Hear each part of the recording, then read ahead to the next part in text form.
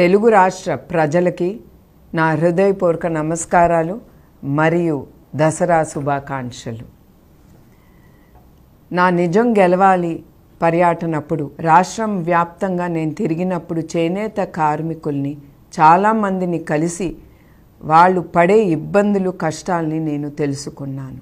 చేనేత వస్త్రాలు మన తెలుగు రాష్ట్రాల్లో మంగళగిరి, వెంకటగిరి, ఉప్పాడ, పోచంపల్లి, సిరిసిల్ల, గద్వాల్, ఖాదీ ప్రసిద్ధి చెందినవి. నూలు సేకరించినప్పుడు బట్ట నేసే వరకు ఆ కార్మికుడు పడే కష్టాలు, ఇబ్బందులు ఎన్నో. అతను ఆరోగ్యం కూడా లెక్క పెట్టకుండా ఆ బ్లీచింగు, యాసిడ్ మధ్యన నుంచుని అతను బట్ట నేస్తున్నారంటే మనం అందరం ఒకటే ఆలోచించాలి. వాళ్ళు పడే ఆ కష్టం వాళ్ళ బిడ్డల కోసం, వాళ్ళ కుటుంబం కోసం, వాళ్ళు ముందుకెళ్ళటానికి వాళ్ళు ఈ అన్ని ఇబ్బందులు ఎదుర్కొని బట్ట నేస్తున్నారు. అందుకే మన అందరం ఆ చేనేత కార్మికులు వాళ్ళు పట్టే నూలు పోగుతో వాళ్ళు అద్భుతాలని సృష్టిస్తున్నారు.